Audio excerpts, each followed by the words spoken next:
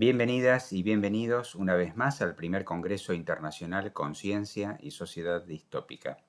En esta oportunidad presentamos la ponencia que tan generosamente ha compartido con nosotros Beatriz Calvo Villoria. Beatriz Calvo Villoria se dedica a la divulgación de temas de naturaleza y espiritualidad desde su proyecto Ecología del Alma. Dirige Ariadna TV, una televisión que se ha convertido en un referente de calidad intelectual y que pretende comunicar sabiduría en un mundo necesitado de nuestro despertar. Entrevista a las personalidades más relevantes del panorama nacional e internacional, buscando claves para salir del laberinto de la crisis sistémica actual. Beatriz Calvo Villoria, desde un periodismo comprometido e independiente, intenta dar a conocer los mapas de cómo regresar a casa, a esa auténtica naturaleza que es tanto exterior como interior. El título de su ponencia es Ecosofía, la sabiduría de la tierra. Y sin más, los dejo en compañía de Beatriz Calvo Villoria, y gracias una vez más por acompañarnos. Que disfruten. Buenos días o buenas noches a todos los que estéis al otro lado de esta realidad virtual que parece que ha venido a sustituir durante un tiempo, esperemos que de transición, los encuentros presenciales entre nosotros, entre nuestros abrazos, entre nuestros mirares, entre nuestros corazones, ¿no? Gracias al Congreso por invitarme y por dar voz a una visión poética del problema que nos acucia, ¿no? De esta sociedad distópica, ¿no? Cuya crisis ecológica, que es solo una de las patas de la crisis sistémica en la que estamos, ¿no? Civilizatoria, seguramente, como decía Guénon, en esta anomalía cósmica en la que nos encontramos un poco todos navegando, pues hablar de esa distopía, pero en vez de enfocar en la sombra, enfocar en las causas que nos han llevado hasta aquí, que seguramente se quedarán señaladas someramente, a mí me gustaría girarnos hacia la luz. Por eso el título de la charla o de la ponencia que yo voy a dar es Ecosofía, la sabiduría de la tierra. Que en otras tradiciones, o una ciencia tradicional más antigua, lo llamaban geosofía, ¿no? Que era como esa capacidad o esa ciencia tradicional capaz de comprender y conocer la dimensión física, la dimensión sutil y la dimensión espiritual de la madre tierra, ¿no? Es ecosofía, como decía Paniker, es la sabiduría misma de la tierra. Y me gustaría empezar, creo que con un verso de San Agustín, porque creo que me va a dar pie a que la palabra salga como una invitación, como un canto de esa relación perdida entre la naturaleza y el ser humano, que me parece que magistralmente relata San Agustín en estos versos, ¿no? Pregunta a la hermosura de la tierra, pregunta a la hermosura del mar, pregunta a la hermosura del aire, dilatado y difuso, pregunta a la hermosura del cielo, pregunta al ritmo ordenado de los astros, pregunta al sol que ilumina el día con fulgor, pregunta a la luna que mitiga con su resplandor la oscuridad de la noche que sigue al día, pregunta a los animales que se mueven en el agua, que habitan la tierra y vuelan en el aire, a las almas ocultas, a los cuerpos manifiestos, a los seres visibles, que necesitan quien los gobierne, y los invisibles que lo gobiernan. Pregúntales. Todos te responderán. Contempla nuestra belleza. Su hermosura es su confesión. ¿Quién hizo estas cosas bellas, aunque mudables, sino la belleza inmutable? Y con estas maravillosas preguntas, ¿no?, que San Agustín le hace a la sabiduría de la tierra, vamos a tirar del hilo. ¿Cómo se pregunta? ¿Cómo se puede preguntarle a la naturaleza quién es? ¿Cómo preguntarle esos versos que cada uno en nuestros respectivos lugares del planeta podemos reconocer en una brisa suave y tenue, un atardecer, que parece como si los árboles estuvieran diciéndonos o queriendo decirnos algo, ¿no? ¿Cómo se puede preguntar a las nieblas de la mañana aquí en el Baztán donde yo vivo? ¿Qué cabalga en su misterio. ¿De qué son reflejo? ¿Qué hay más allá de ese fenómeno aparente, ¿no? Esa multiplicidad de árboles y de bosques y de aguas y de trinos y de montañas y de formas, infinitas formas, ¿no? Esa omniposibilidad que dicen del absoluto, ¿no? Cuando se derrama y se manifiesta, ¿no? En esta multiplicidad que es el universo, ¿no? ¿Quién hay detrás? ¿Quién es el autor de esos versos? ¿Cuáles son las simbologías que representa la belleza de un cisne, ¿no? ¿Cuál es la simbología del oso, la oseidad del oso, la agilidad del águila, ¿no? No solo esas medidas mensurables de la ciencia contemporánea, ¿no? Que desde la revolución industrial parece que se olvidó de la dimensión sagrada, ¿no? De la dimensión espiritual de cada uno de esos fenómenos, ¿no? Como decía Fritz Swan, que es un autor que a mí me ha iluminado mucho, la manera de mirar el mundo natural, ¿no? La naturaleza virgen, ¿no? Como un libro, ¿no? Desplegado que escribe los versos más hermosos, ¿no?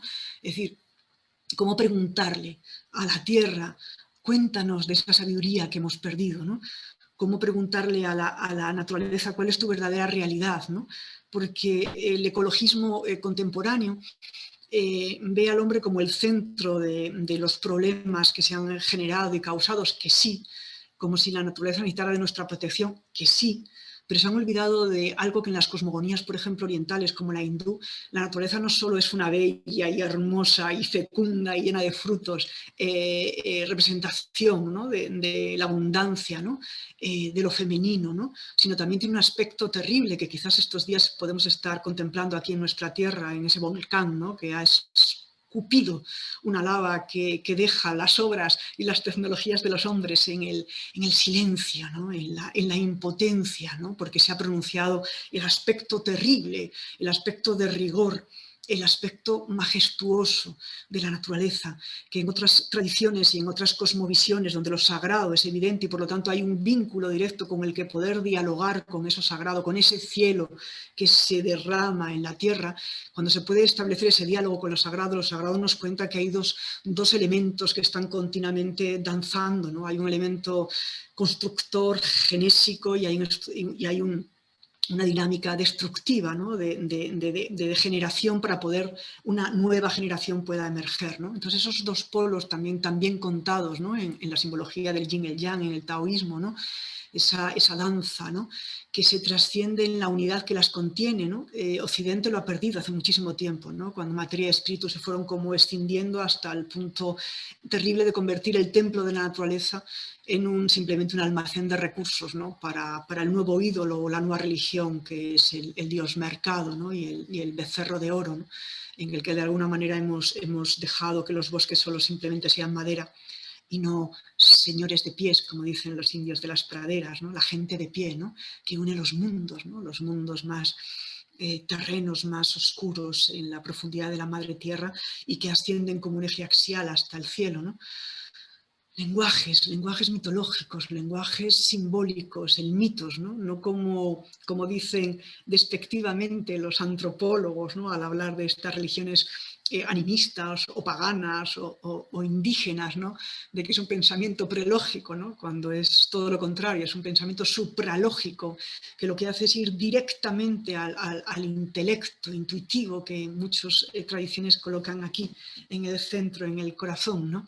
Que hace una síntesis de esos contrarios, de esos contextos, ¿no? De esos contrarios, de esas oposiciones supuestas, ¿no? De la naturaleza como abundancia, benéfica, fuente de belleza, versos más hermosos y el elemento de majestad que puede generar un temor reverencial que hemos perdido, un temor que nos pone de rodillas y nos coloca en el asombro de los filósofos, ¿no? El asombro ante cómo es posible, ¿no? Como que esa lengua de lava de repente es como si una negritud, ¿no? Suspendiese, purificase las obras desarmónicas de un urbanismo salvaje y especulativo, ¿no?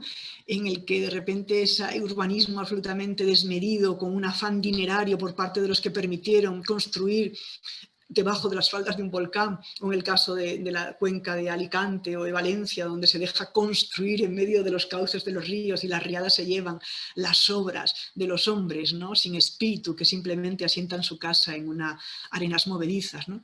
Entonces, volviendo al hilo, perdonadme porque yo simplemente me dejo hablar y he pedido simplemente internamente que la naturaleza y el amor que tengo a la tierra, a Gaia o a tantos nombres, ¿no? A Prakriti, ¿no? O tantos nombres que tienen tantas cosmovisiones que, insisto, no han olvidado la dimensión sagrada. Intento que ella me tome la palabra, ¿no? Porque para que me tome la palabra tengo que hacer una religación que también forma parte del problema que tiene el ecologismo, incluso en su ecología profunda. Siempre hablamos de la madre, pero ¿y del padre? Y el otro polo, y el cielo, y el autor de este libro absolutamente majestuoso que es la naturaleza, ¿no? Entonces, la dimensión trascendente creo que es uno de los grandes problemas que tenemos a la hora de defender o aportar nuestro granito de arena para recuperar esa visión, esa mirada en el que el centro de la relación entre el hombre y la naturaleza no la dictamina el hombre, sino la dictamina la propia naturaleza por su sabiduría que se pronuncia. Entonces, ¿cómo se pronuncia o cómo podemos acceder a esa sabiduría? Pues, por ejemplo, una cosmogonía que me viene así a la mente, ¿no? La cosmogonía hindú de la creación del universo, el cuerpo del universo, el cosmos, ¿no? el Purusa o el hombre universal, ¿no? Es un gigante cósmico que hace un sacrificio de la unidad indeterminada en la que está el gigante, se desmembra, el Atman decide desmembrarlo y de sus ojos sale la mirada y sale el sol, de su corazón sale la mente universal y sale la luna, de su boca sale la palabra y de ahí los fuegos y sus dioses asociados, de la nariz sale el aliento y de ahí salen los vientos y sus dioses asociados, de los oídos salen el espacio, ¿no? La orientación, los dioses de las direcciones cardinales, ¿no? De su ombligo sale la exhalación, ¿no? La hermana muerte, ¿no? que exhala en cada uno de nosotros cuando abandonamos este regalo que es el don de la vida, ¿no? Como decía el Buda, ¿no? Entonces, de su piel salen, de sus pelos salen las plantas y los árboles, ¿no? Entonces, ese desmembramiento de la unidad, ese sacrificio de crear la multiplicidad de formas que son un tesoro escondido que ama ser conocido y que para culminar se necesitan que haya un espejo, una dimensión especular que pueda reflejar ante ese tesoro el asombro y la adoración, que también me viene el Corán cuando decía no sé creado sino para adorarme, ¿no? Para adorarme en el sentido para conocerme. Entonces, ¿quién es ese espejo donde uno puede conocer todo ese tesoro que se despliega para ser conocido? Pues curiosamente el ser humano, ¿no? Pero el ser humano verdadero, ¿no? El ser humano que el hombre primordial o el hombre cósmico, el hombre universal, coge ese fuego y se lo mete en la boca al ser humano para que sea su palabra y cree. Coge ese viento y esos dioses y los mete por su nariz para que sea su aliento, su neuma, ¿no? Coge el sol y lo convierte en su visión, en su vista, para poder iluminar el mundo, para poder nombrarlo in divinis, ¿no? Coge todas las dimensiones espaciales y las mete en el oído para poder escuchar los sonidos que se desarrollan en el vasto espacio cósmico, ¿no? Y así ese hombre universal que se desmiembra para generar la multiplicidad entra finalmente en la naturaleza dentro de la naturaleza, que es la naturaleza del hombre perfecto, que diría el taoísta. Entonces, si la divinidad ha hecho un sacrificio y se ha desmembrado generando una violencia en ese desmembramiento y por lo tanto una carencia, que es la separación en cada uno de esos miembros, el sol, la luna, la tierra, el cielo, ¿no? Todas esas deidades asociadas a los árboles, a las plantas, pero que tienen como una distancia. ¿Qué es lo que ha de hacer el hombre verdadero para devolver esa inmensa donación y para que esas fisuras entre la separación no nos lleven al caos absoluto, sino que podamos seguir engendrando una creación, una co-creación con lo divino en nosotros? Pues sacrificarnos también. Pero la palabra sacrificio, que tiene una connotación terrible, sobre todo en la modernidad, que es muy hedonista y que cualquier cosa que le suponga un esfuerzo desmedido y no pueda ser conseguido a golpe de un botón, pues le resulta fatigoso, ¿no? La palabra sacrificio es cuando convergen las facultades sensitivas con las intelectuales en un acto cognitivo, es decir, el cielo, el mundo de la ideación, el mundo de los arquetipos, el mundo de lo inteligible queda cosido y unido a estas ventanas maravillosas por las que podemos conocer esos objetos sensoriales en los que ese tesoro escondido quiso ser conocido, ¿no? Entonces, el hombre, ¿cómo se sacrifica por excelencia? como un acto de concentración. Todos los sentidos, todas sus potencias van de la multiplicidad del exterior hacia la interioridad.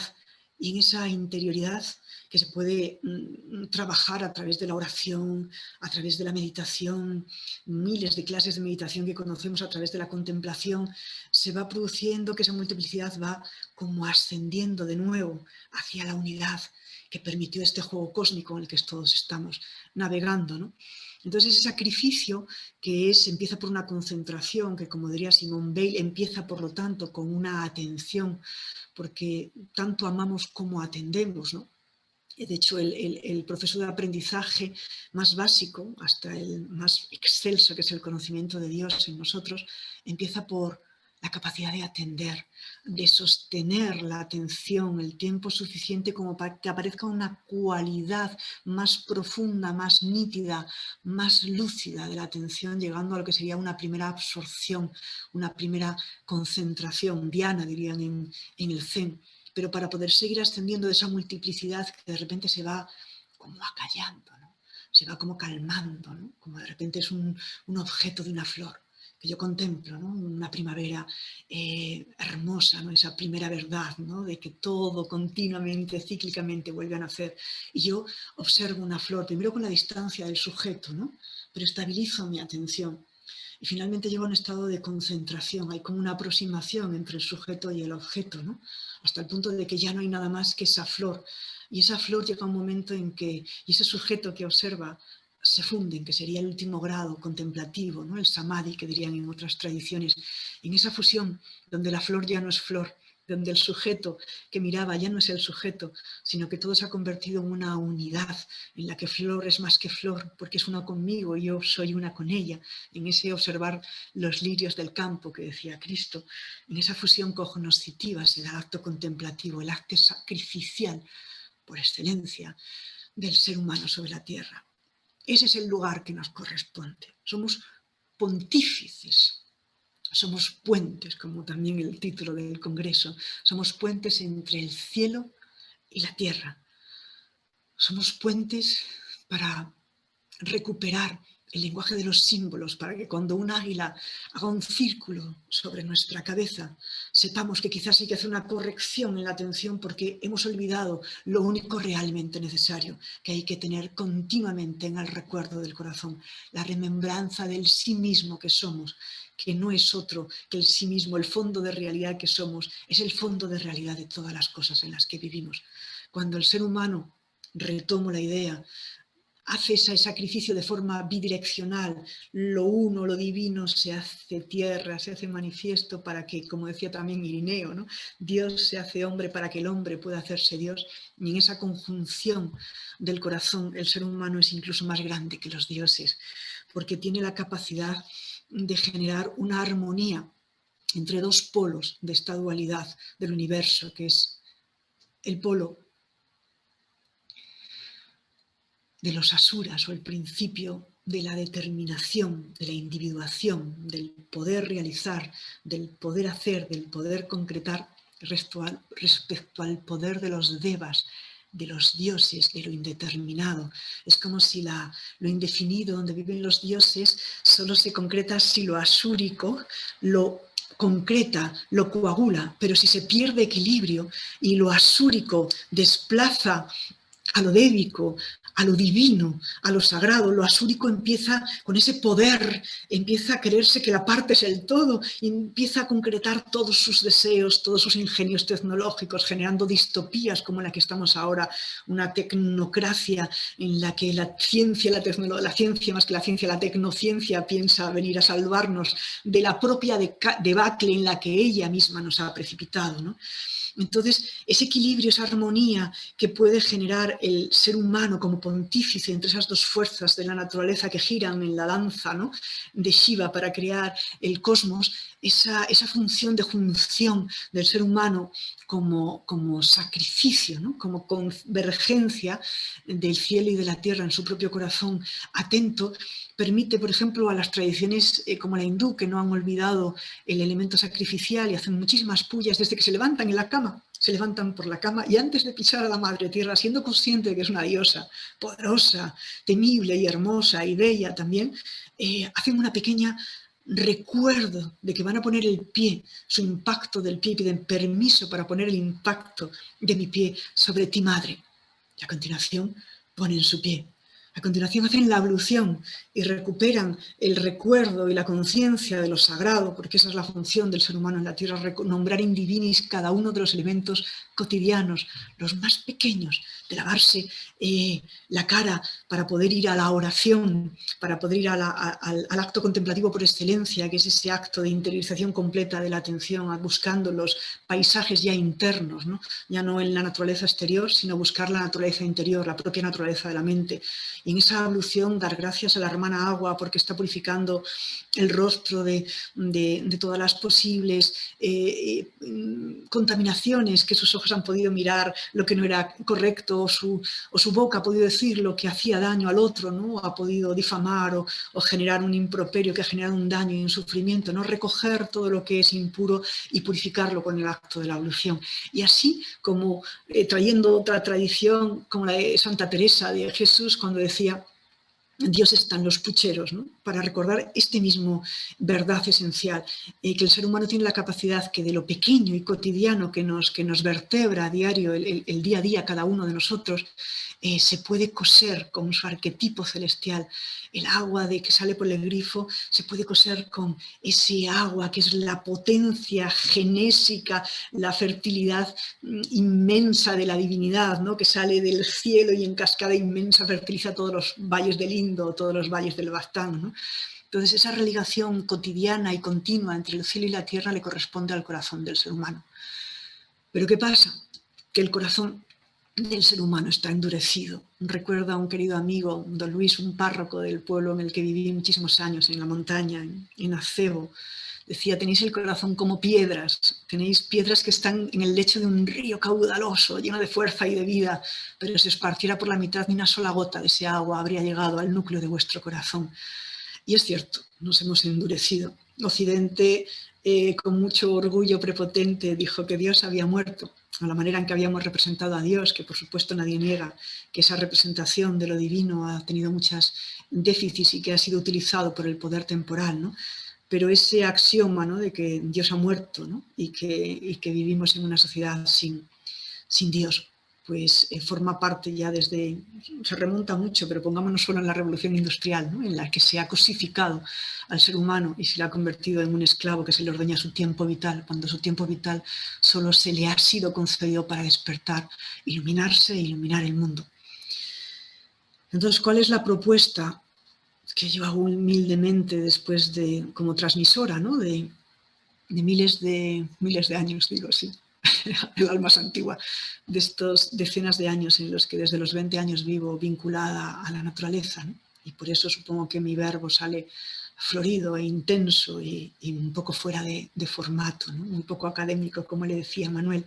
¿Qué podemos hacer para que ese corazón tenga una metanoia, para que la mirada se convierta primero hacia el interior, para desde el corazón purificar de todos los velos que lo oprimen, que lo velan, para que se convierta en ese espejo, ¿no?, en esa dimensión especular que pueda reflejar tanta belleza, Dios mío, que nos rodea, que si fuéramos capaces de contemplarla simplemente por la mañana, cada uno de los fenómenos naturales que acontecen en nuestra vida diaria, la eudamonía o esa felicidad que decía Aristóteles, que consistía en expandir el ser que somos, ¿no?, en vez de la hedonía, que es la felicidad que Occidente ha enfocado a partir de lo que podemos obtener, que podemos coger, ¿no?, en vez de qué podemos ser, qué podemos irradiar. Ese crecimiento del ser en la verticalidad, ¿no?, de unir el cielo con la tierra es infinito. O sea, podríamos crecer hasta ser Budas, podríamos crecer hasta ser Cristos, podríamos ser hasta ser hijos de Dios.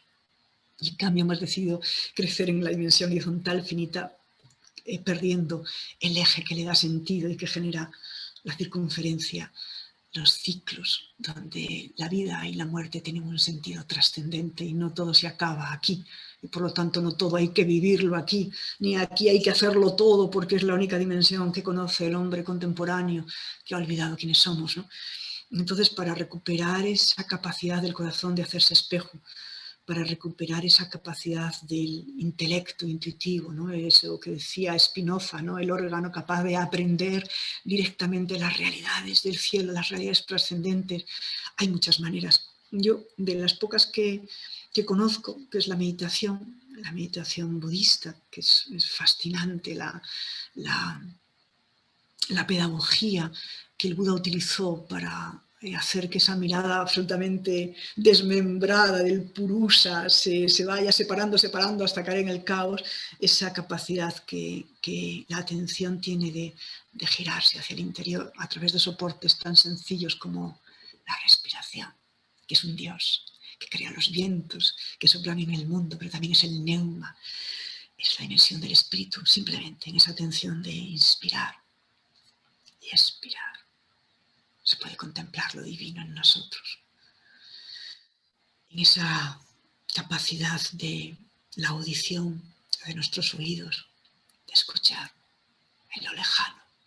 Eso nos permite ubicarnos, orientarnos, ¿no? Ahora que los ordenadores y las aplicaciones quieren quitarnos nuestra capacidad de orientarnos en el espacio, haciendo que con sus Google Maps perdamos nuestra capacidad de estar atentos y de escuchar. Obedecer viene de la escucha.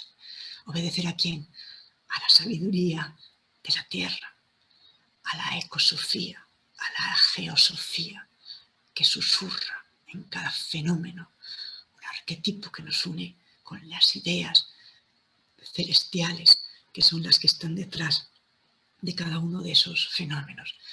Entonces, mi propuesta de ecosofía, de recuperar esa palabra, de la tierra que nos habla a diario, para que no nos sacuda en un volcán o en un huracán, huracanado, unas lluvias torrenciales, y sacuda de la tierra a ese hombre prometeico, a ese hombre asúrico, que solo quiere más y más y más y más codicia, ¿no? Hasta hacer llegar, decir cosas terribles como violentaremos, como decía el Bacon, ¿no? En el siglo XIX, a la tierra, ¿no? Y controlaremos todos sus poderes, ¿no?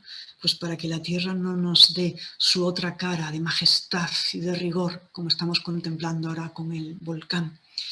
Creo que es tiempo de que cada uno tiremos del hilo dorado, de la interpenetración, el hilo dorado del sacrificio de darse cuenta que todo está relacionado, que el cielo y la tierra son una unidad en nuestro propio corazón y que el ser humano ha de recuperar su centro, que para algunos es un centro, es un qué, y para otros es un templo, un quién. Esa es la propuesta de la ecosofía, que nos convirtamos, que nos interioricemos, que nos calmemos, que nos acallemos. Y quizás esta distopía que está aconteciendo seguirá sus causas y sus consecuencias, pero si un número suficiente de seres realizamos esa metanoia, esa conversión de la mirada, nos centramos, hacemos un peregrinaje de la multiplicidad a la unidad y volvemos a coser lo que estuvo unido siempre en nuestro corazón, en el corazón del cosmos. Quizás entonces con una irradiación sencilla, cada uno en nuestro hogar, en nuestro círculo de hermanos o de amigos, en nuestro pequeño pueblo o en un lugar donde nos haya tocado, por voluntad de Dios, vivir y habitar, quizás esa irradiación, hueco suficiente que dejemos, permitirá al Espíritu soplar a través de nosotros. Y en ese soplo, otro que ande por ahí dormido, pero con ganas de despertar, diga, oh, yo también quiero crecer en lo único realmente necesario. Yo tampoco necesito todos estos artilugios, ni todas estas tecnologías, ni todos estos sustitutos. Yo solo necesito estar en mi ser, en el centro de mí, y nombrar con el asombro de los filósofos antiguos que todo, absolutamente todo, es sagrado. Esa sería mi pequeña propuesta, mi pequeña ponencia sobre la mesa. Y ya las palabras se me traban, así que yo creo que le he dado voz, he intentado darle voz al amor que he cultivado durante más de 30 años de vivir en el seno de la tierra, con los pies en la tierra y la cabeza en el cielo, como a mí me gusta decir. Y por eso considero que con esa pequeña experiencia de vivir con las manos en la masa de la santa materia, como dice una querida amiga, puedo transmitiros un poquito de ese amor que no es sino conocimiento de nuestra auténtica naturaleza, que es una y la misma con la auténtica naturaleza del cuerpo del cosmos, porque macrocosmos y microcosmos son uno en la mente de Dios. Eso es lo que quería aportar. Y ya recupero la palabra para despedirme y para dar gracias a todos por vuestra atención, que como hemos dicho, es el primer eslabón para poder construir un conocimiento de esta sabiduría de la tierra que está deseando susurrarnos las verdades que atesora en su seno. Muchísimas gracias a todos y a todas, como se dice actualmente.